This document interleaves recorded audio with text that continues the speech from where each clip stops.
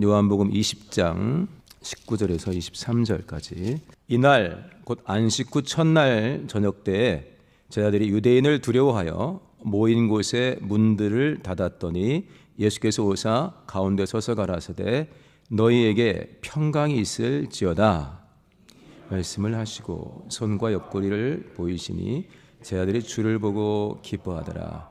예수께서 또 가라사대 너희에게 평강이 있을지어다 아버지께서 나를 보내신 것 같이 나도 너희를 보내노라 말씀을 하시고 숨을 내쉬며 가라사대 성령을 받으라.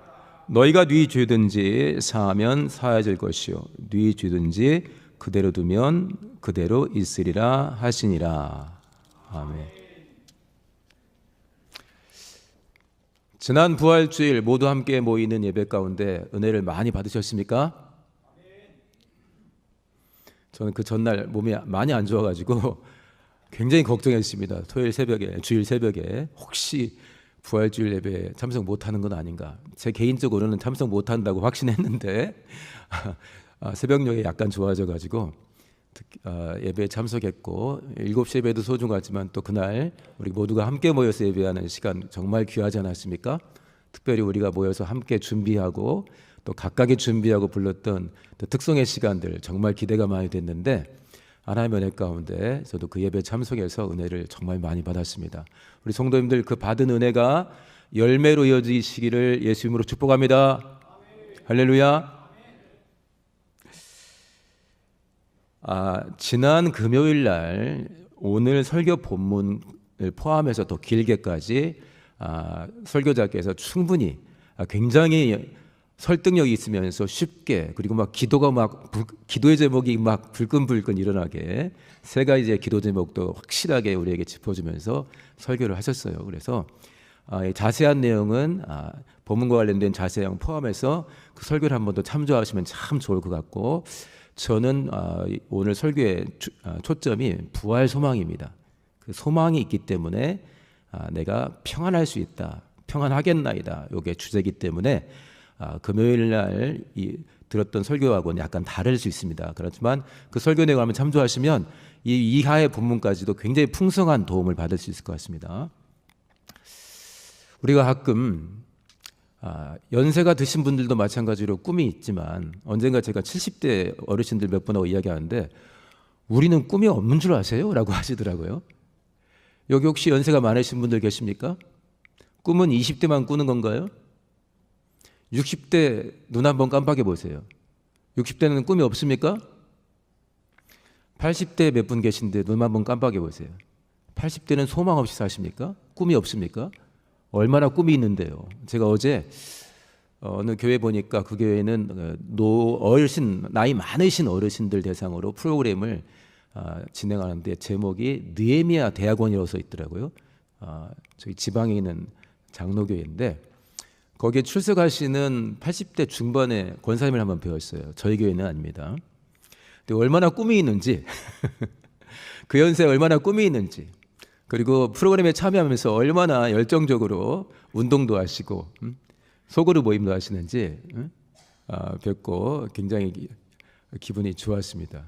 좋았는데 모든 연령대에 꿈이 있습니다. 그러나 특별히 우리가 청소년들을 대할 때, 청년들을 대할 때 꿈을 좀 크게 가져라. 그게 뭐냐? 너 더 꿈을 좀 가져. 얼마나 세상이 좋아졌는데 할 때 있지 않습니까?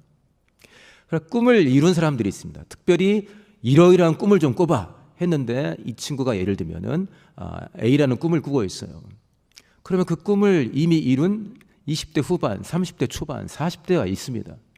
그러면 우리는 그 꿈을 이룬 사람들의 여러 가지 이야기도 듣고 소개도 해줘가지고 멘토 이렇게 소개해줘가지고 어떻게 이때는 준비해야 되는지 늦게 시작했지만 지금쯤이면 이게 10대 때 시작했으면 좋겠지만 네가 20대 후반이네 하지만 할 수 있어 하면서 그렇다면 어떻게 준비해가면 될지라고 이미 그거를 어느 정도 도달한 사람들의 도움을 받게 됩니다. 근데 이 꿈은 보장은 없어요. 이룬 사람들이 있지만 이렇게 하면 이룰 수 있을 거야, 거기까지 갈 수 있을 거라는 지도는 해줄 수 있는데 보장은 없어요. 사람들의 일이기 때문에 그렇습니다.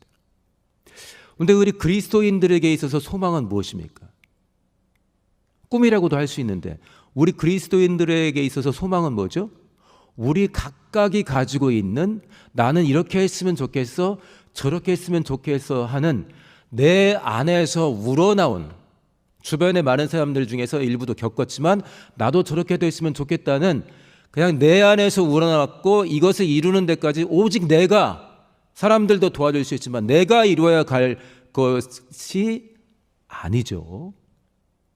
아닙니다. 자, 우리 히브리서 6장 말씀 한번 보겠습니다. 6장 17절에서 19절 한번 읽어볼까요? 저기가 어떤 내용이냐면 하나님께서 아브라함에게 독자 이삭을 바치라는 말씀을 하십니다. 얼마나 청천벽력 같습니까? 남에게 이야기니까 우리가 은혜 받지만 각각 집에 있는 큰아들, 큰딸 아니면 가장 소중한 거 바치라고 오늘 제가 불러서 이야기하시면 여러분들 어떻게 했습니까? 저에 대해서 별로 신뢰하지 않기 때문에 당신 생각이다 할 거예요. 하나님이 바치라 했는데 아브라함이 바치려고 해버린 거예요. 그러니까 창세기 15장에 하나님께서 칼을 들고 잡으려 하니까 아브라함을 중지시키고 네가 네 독자 이삭까지도 아끼지 않고 바치려는 걸 딱 보니까 네가 나를 얼마나 사랑하고 경외하는 줄 알겠다. 그러면서 약속을, 이미 주신 약속을 다시 한번 하십니다. 네 후손이 바다의 모래 같고 하늘의 별과 같을 것이며 너에게서 나는 씨가 대적의 문을 얻으리라. 그런데 그게 약속이죠. 그런데 약속에 뭐까지 했죠? 내가 나를 두고 맹세한다 그랬어요. 창세기 15장에. 자, 그거를 배경으로 해서 하는 히브리서의 이야기입니다. 자, 다시 한번 6장 17절 읽어볼까요? 시작. 약속을 기업으로 받는 자들에게 그 뜻이 변치 아니함을 충분히 나타내시려고 그 일에, 자, 여기서 멈춰주세요. 하나님은 약속을, 하나님의 약속이니까 우리끼리 약속이 아니에요. 우리끼리 약속도 꼭 지켜, 아빠 꼭 지켜야 돼, 도장 찍고 하는데 하나님의 약속이에요. 그건 소유해야 돼요. 반드시 이루어지니까. 내 재산이란 말이에요.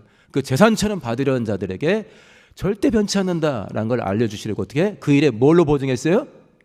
맹세가 뭐예요? 뭘 거는 거예요. 하나님이 뭘 걸었어요? 하나님 자신을 걸었죠. 창세기 15장에. 자, 18절 읽겠습니다. 시작. 이는 하나님이 거짓말을 하실 수 없는 이 두 가지 변치 못할 사실을 인하여 앞에 있는 소망을 얻으려고 피하여가는 우리로 큰 안위를 받게 하려. 여기 잠깐 놔두세요. 하나님이 아무렇게나 허언하지 않으세요. 절대 여기 보니까 두 가지, 이 17절에 두 가지 변치 않는 것, 반드시 지키는 것 두 가지가 뭐예요? 약속과 맹세예요. 약속도 지키시는데 정말 확실하게 지킨다고 맹세까지 했다는 거예요. 그러니까 18절에 하나님이 거짓말할 수 없는데 이 두 가지 뭐예요? 약속하고 맹세했기 때문에 이렇게 가지고 확실하게 해주니까 어떻게 해요? 그 앞에 있는 그 약속이 내게 소망이 되었고 그 소망을 확실하게 내가 소유하려고, 소망을 얻지 못하게 하려고, 그 결국을 보지 못하게 하는 세상의 다양한 유혹과 육체의 연약함을 피하여 가는 우리로 뭘 얻게 해요? 큰 안위로. 어떤 일을 만날 수 있는데 약속이 있다 해서, 보증이 있다고 그래가지고 우리가 고난을 안 당할 수 있습니까? 고난을 당할 수 있습니다. 그 고난은 다양하겠지만, 그러나 소망이 딱 생기니까 그 소망을 이제는 내가 소유해야 할 거 아니에요. 그러니까 소망과 다르게 소망을 무너뜨리고 하거나 소망을 얻는 걸 방해하는 걸 피하여 가는 거죠. 그렇게 신앙을 지켜가는 우리에게 하나님께서 큰 위로를 받게 하신다는 거예요. 약속하고 맹세하신 하나님. 할렐루야. 19절 합독합니다. 시작. 이 소망이 있는 것은 영혼의 닷 같아서 튼튼하고 견고해요. 신앙생활하는 우리에게 닷과 같다는 거예요. 소망이 너무나 소중하. 하나님이 주신 약속이 너무 큰 거예요. 근데 그거를 내가 왜 흘려보내냐고. 확실하게 하려고 맹세까지. 약속하고 맹세. 뭘 걸어? 우리는 우리를 걸면 네가 가지고 있는 게 얼마나 된다고 널 걸어. 그러나 내가 건다. 내 재산을 다 건다 하게 되면은 상당히 이 사람이 뭔가 확실한 거죠. 근데 하나님은 뭘 걸었어요? 나를 두고 맹세했어요. 그러니까 하나님, 내가 내 목숨 건다 이거예요. 하나님이 이렇게 확실한 게 있어요. 그러면서 아브라함에게 약속을 하셨죠. 이걸 볼 때 성경에 있는 하나님의 약속과 명령은 동시에 하나님이 그것이 이루어질 것을 하나님의 명예를 두고서, 목숨을 두고서, 삶을 두고서 맹세까지 하시는 너무나 확실한 겁니다. 할렐루야. 이것을 아멘으로 받아가지고 저것이 나의 기업이다 해가지고 내 마음에 기쁨이 막 충만해지고 설레이는 것, 기대가 되는 것, 이게 뭡니까? 이게 믿음, 소망, 사랑 중에 뭐예요? 이게 사랑도 맞는데 이게 소망이죠. 이게 소망이에요. 소망. 당신에게 무슨 소망이 있습니까? 할 때는 하나님이 내게 뭘 약속하셨는가?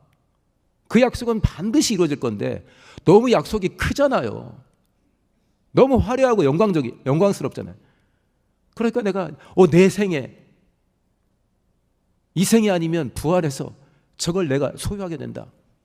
그러니까 내가 기대가 되고 기쁨이 되고 웬만한 거는 흔들리지 않는다.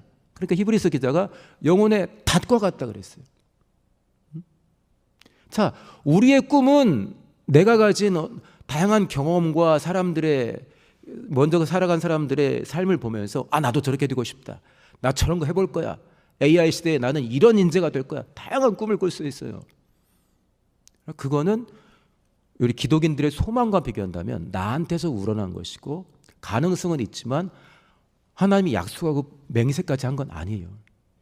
자, 우리 히브리서 11장 1절 잘 아시죠? 믿음은 뭐의 실상이에요?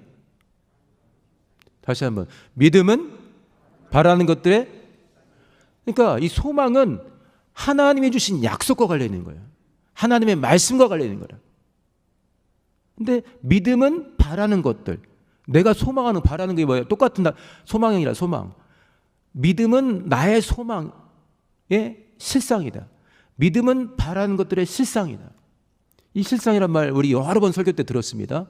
그리스어로 휘포스타시스란 말인데 이거는 실체란 말이에요.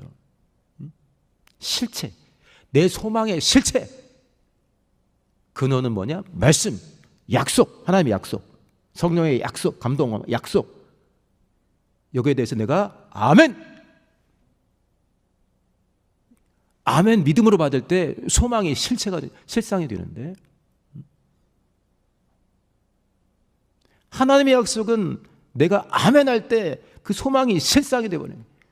우리가 집이 있지만 집 문서가 있으면, 소유권을 나타내는 문서가 있으면 그거 실제로 집은 저쪽에 있지만 실상과 같죠? 믿음은 그런 문서와 같다는.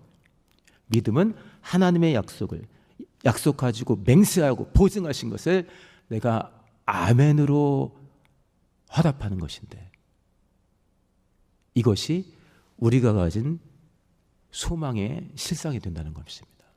할렐루야. 소망 있는 삶 살아가시기를 예수님을 축원합니다. 어떤 친구 보니까 자기가 너무너무 되고 싶어하는 직업이 있는데 합격을 했어요. 자, 출근이 다가오고 있습니다. 이 사람 기분이 좋을까요? 안 좋을까요?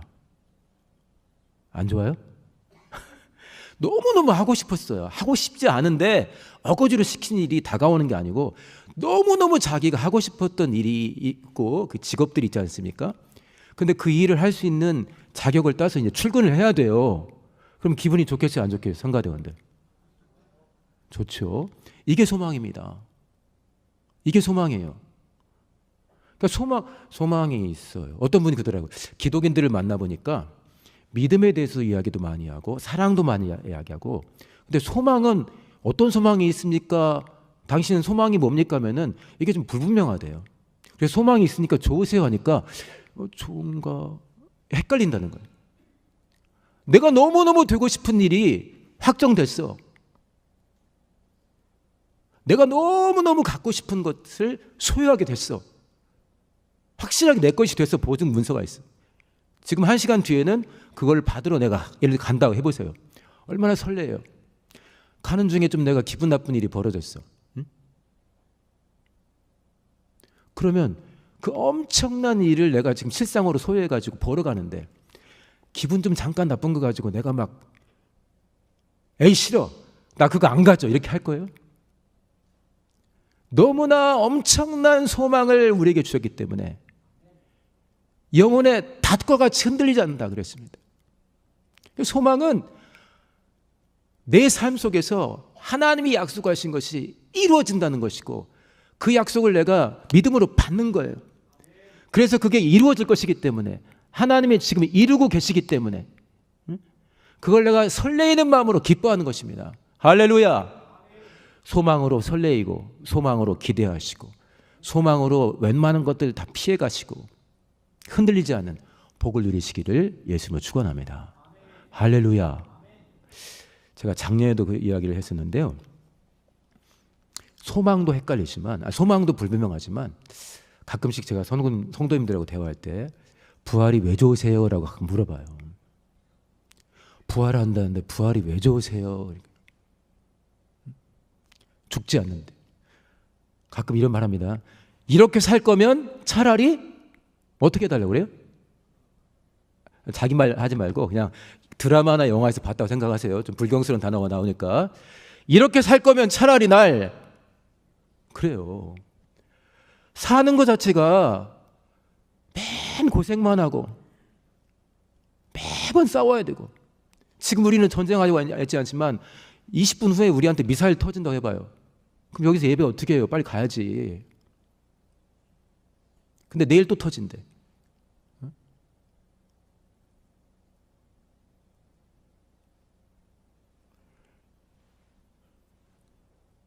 자, 요한복음 11장 25절 26절 한번 읽겠습니다. 요한복음 11장 합독합니다. 시작.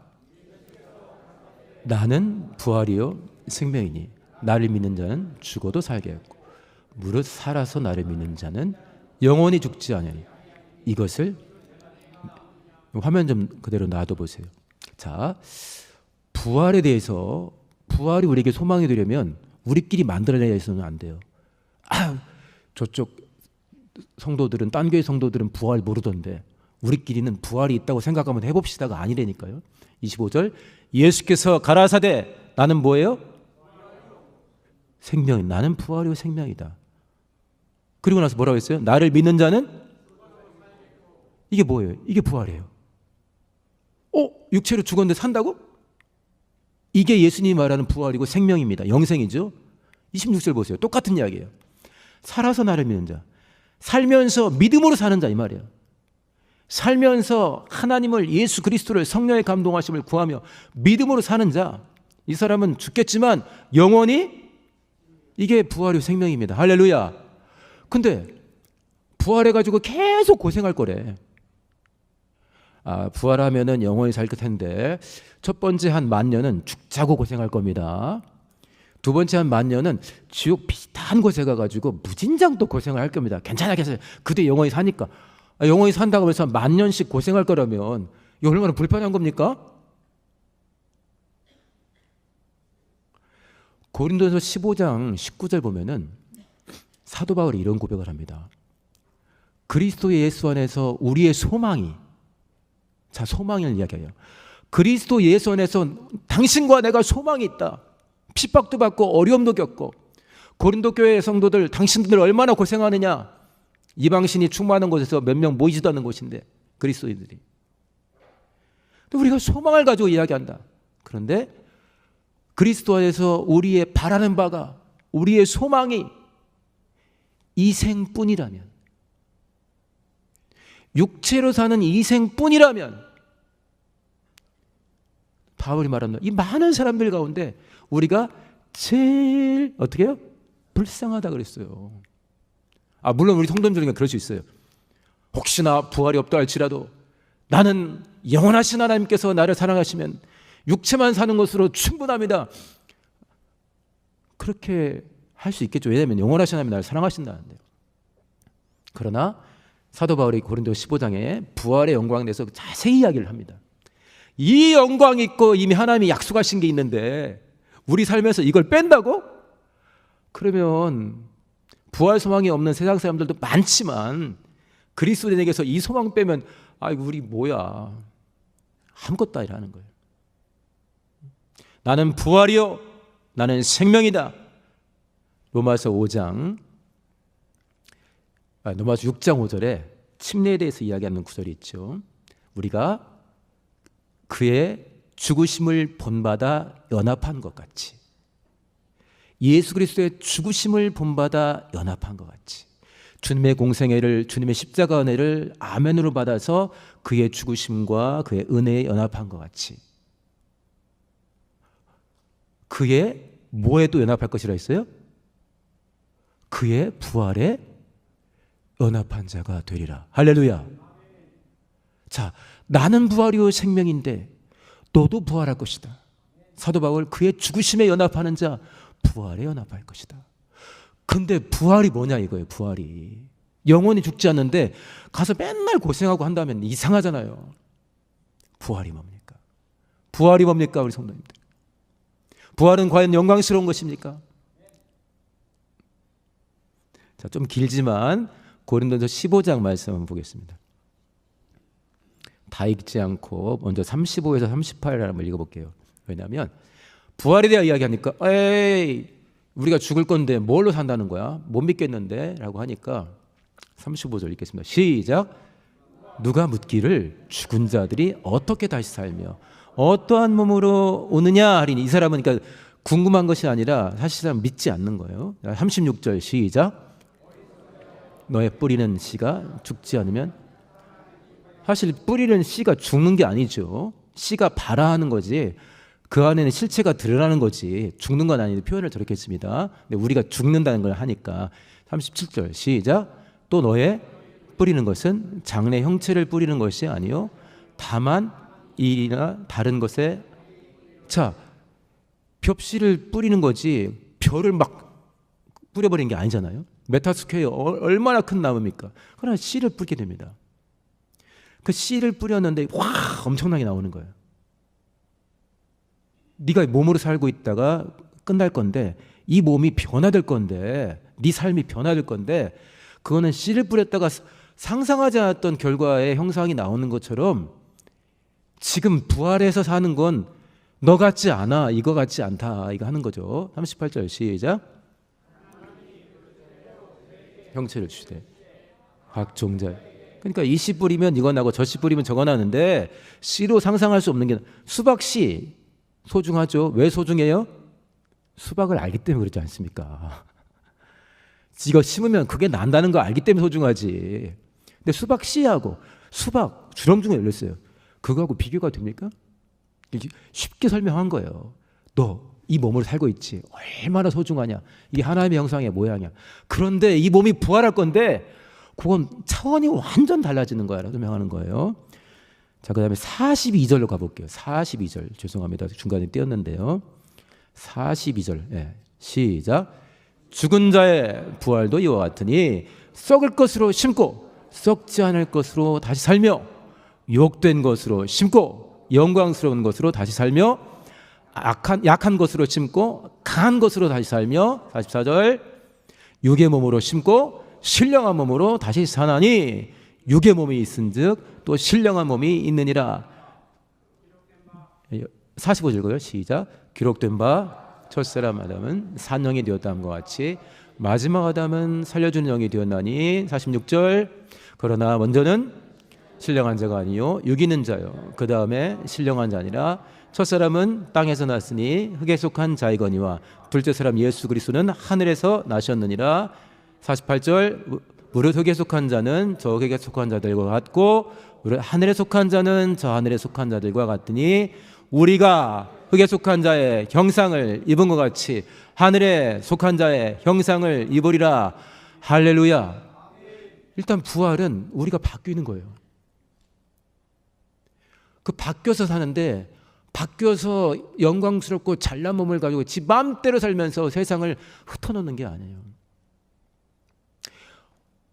고린도전서 13장 12절 보게 되면은 사도 바울이 이렇게 표현합니다. 사도 바울은 받은 계시가 많다고 그랬잖아요. 그러니까 너무 자고하지 않게 하려고, 너무 많은 걸 체험했기 때문에 혹시나 교만할까 봐 육체에 가시를 주었다고 본인이 간증을 했어요. 그런데 이제 본 게 많죠. 부활에 대해서도 예수께서 복음서에서 설명 안 한 것도 본인이 이야기를 많이 해요. 지금은 우리가 알고 보는 것, 깨닫는 것이 그 당시에 있는 거울, 청동 거울에 보이는 것처럼 흐릿하다 그랬어요. 그런데 그때는 완전한 것이 올 때는, 하나님 보시기에 완전한 세상이 될 때는 거울로, 이런 투명한 우리 좋은 거울 말고 청동 거울로 보는 것처럼 흐릿한 게 아니라 얼굴과 얼굴을 맞대는 것처럼 선명할 것이다. 지금은 내가 우리 주님을 아는 것도 부분적으로 알지만 그때는 주님이 나를 아시는 것처럼. 자, 한번 물어볼게요. 우리가 주님을 아는 분량이 확실해요? 주님이 나를 아는 분량이 확실해요? 자, 오늘 성경 본문 첫 번째 절에서 성도들이, 제자들이 예수님을 만납니다. 그 예수님은 부활하신 예수님이에요. 그렇죠? 놀라고 자빠지지 않아요. 닫힌 문을 열고 그대로 통과해 들어왔지만 그걸로 난리 나진 않아요. 차라리 이게 주님이라고 알고 기뻐했던 거 뭐냐면 우리랑 똑같은 몸이네 해가지고 만져보고 차라리 안심하는 거예요. 바다를 걸어올 때 유령이다 그랬잖아요. 어떻게 들어왔지? 유령하냐? 하지만 만져보니까 몸이니까 차라리 안심하는 거라. 그럼 부활하신 주님 보고 확 놀라진 않아. 왜? 왜 그래요? 우리가 부분적으로 아니까 그런 거예요. 자, 여기서 눈 좋으신 분 한번 손 들어보세요. 안경 안 썼다. 안경 안 쓴 분 손 한번 들어보세요. 잘 보시겠죠? 저는 다 초점입니다. 밤하늘에 나가보세요. 별 몇 개씩 보이세요? 수도 없이 많은 별들 몇 개나 보이세요? 우리는 이 피조개도 부분적으로 밖에 몰라요. 내 몸도 다 몰라요. 얼굴을 제일 많이 아는 것 같지만 한꺼풀 벗기면 뭐가 있는지도 솔직히 몰라요. 손이 그렇게 이쁜데 세균이 많다고 그래요. 보여요? 몰라요. 예수님, 내가 부활한 몸이 아니기 때문에 아주 부분적으로 아는 거예요.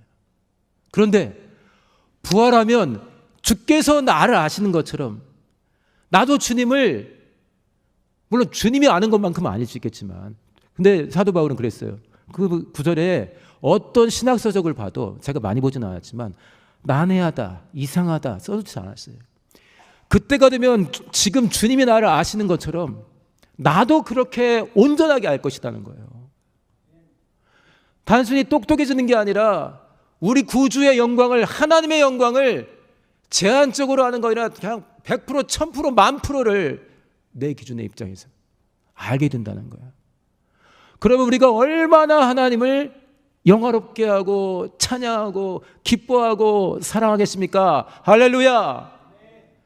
하나님 나라의 헌법 1조, 마음을 다하고 성품을 다하고 힘을 다해 주 너의 하나님을 사랑하라. 그게 아멘이지만 쉽습니까? 하루 24시간 중에 얼마나 생각해요? 그러나 내가, 나한테 엄청난 선물이 지금 주어졌어요. 이거 아멘이면 네 거라는 거야. 딱 가졌어. 그러니까 진짜 내게 됐네. 엄청난 게 나한테 솔직히 주어졌어요. 얼마나 기쁘겠어요, 이 소망. 그런데 내 몸이 하늘에 속한 자의 형상, 예수 그리스도의 몸처럼 이렇게 변화가 되어서, 신령한 몸으로 변화가 되어서 대충 아는 게 아니라 하나님의 영광을 정말 충만한 수준으로 알고 체험하면서, 지금처럼 애써서 조금씩 부족하게 사랑하는 게 아니라 충만하게 하나님을 사랑하고, 야, 내 이웃을 내 몸처럼 사랑해야 하네. 근데 더 나가서 예수님은 내가 너희를 사랑한 것 같이, 너희 모임에 제일 작은 자 있지, 우습게 여길 만한 자, 나처럼 생각해라. 나는 그렇게 생각한다. 그렇게 믿음이 안 돼? 그러면 넌 천국 못 갈 수도 있어. 막 예수님 그랬잖아요. 그런데 부활에서는 우리가 모든 사람을, 그곳에서 만나는 모든 사람을 비교하고 시기하고 질투하고 높아지고 낮아지는 게 아니라 예수님이 나를 사랑한 것처럼 그렇게 사랑한다는 거예요. 할렐루야. 이거 얼마나 영광스럽고 행복한 공간입니까? 주님의 영광을 있는, 물론 제한되겠죠. 우리는 하나님이 아니니까. 영광을 보고 주님을 만납니다. 여기 부활하신 주님을 만났잖아요. 우리도 만날 건데 이처럼 부분적으로 알면서 만나는 게 아니라 정말 지금으로서는 생각하기 어려운 영광스러운 몸으로, 썩을 것이 썩지 않을 것을, 약한 것이 강한 것을 막 사도 바울이 설명하는 거죠. 그 몸이 되어서 하나님을 뵐 것이다. 그리고 그 영광의 주님을 마음을 다하고 성품을 다하고 힘을 다해 사랑하게 될 것이다. 그리고 그곳에서 만나는 모든 사람이 예수께서 나를 사랑하신 것처럼 사랑하며 살 것이다. 마귀의 유혹도 있어요, 없어요? 부활 이후에는 없죠. 마귀는 우리가 배운 바대로 형벌을 받잖아요. 저는 그 나라를 생각할 때 물론 이곳에서도 부분적으로 체험할 수 있지만 이 부활이 얼마나 영광스러운 것입니까? 근데 나는 부활이 왜 생명이니? 근데 이 부활 너에게 준다는 거예요. 나를 믿는 자는 죽어도 살겠고, 사는 동안 믿음을 지키는 자, 지킬 수 없는 일들이 벌어지겠지만 지키는 자, 영혼의 닷것처럼 이 소망을, 부활 소망을 붙드는 자, 부활의 영광을 성경을 통해 배웠기 때문에 사모하고 사모하며 이 영원한 소망이 있기에 웬만한 어려움, 살면서 우리가 고생도 많이 하지 않습니까? 여기서 지금 부모님이 너무나 아프신 분도 있어요. 제가 알기로 자기가 아픈 분도 있죠. 일이 너무 안 풀리는 분도 있어요. 어떤 분은 지금 막 자랑하고 싶어서 근질근질 하시는 분도 있지만 혹시나 집안이 어떻게 돌아가는가 물어볼까 불편한 분도 있지 않습니까? 돈 문제 아무 걱정 없는 분도 있고, 사는 동안에 한 달만이라도 돈 걱정 안 해봤으면 좋겠다, 그러신 분들도 있을 수 있어요.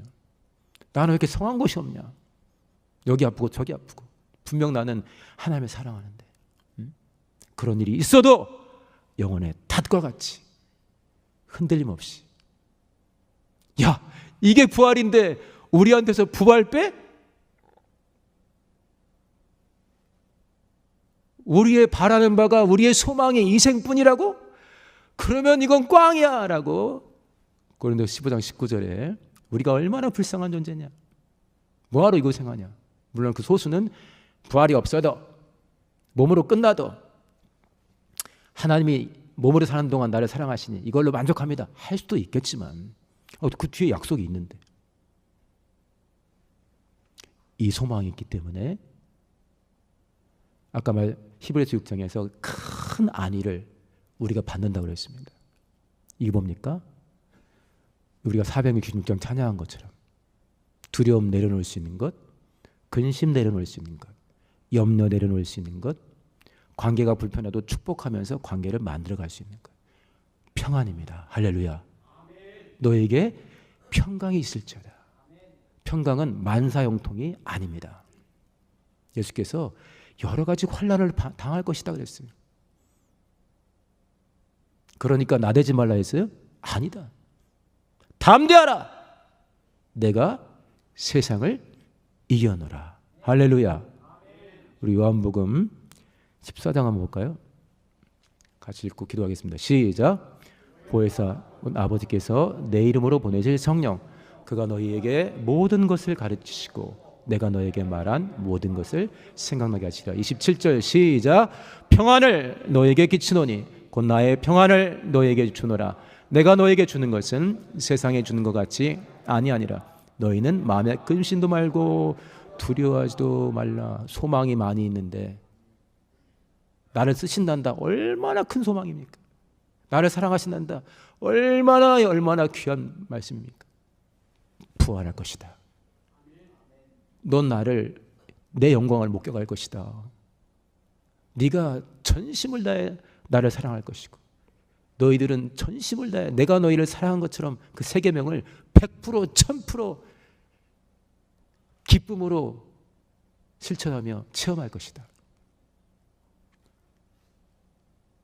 이게 우리에게 주신 소망입니다. 영혼의 닷과 같은 소망 놓치지 마시고, 인생길에 다양한 일 겪지만 잠시 겪는 환난에 경한 것이, 어려움을 겪지만 잠시 겪는 환난에 경한 것 그랬어요.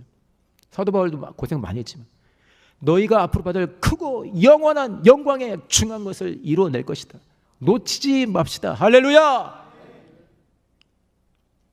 부활 소망을 가지고서 영혼의 닷과 같이 나를 지키시면서 바로 믿음으로 사는 자, 사는 동안에 나를 믿는 자. 나를 믿는 자는 죽어도 살게도 무릇 살아서 나를 믿는 자. 삶의 여정 속에서 믿음의 주 온전케 하신 예수를 바라보며 주님 어떤 게 믿음입니까? 내가 어떻게 해야 되겠나이까?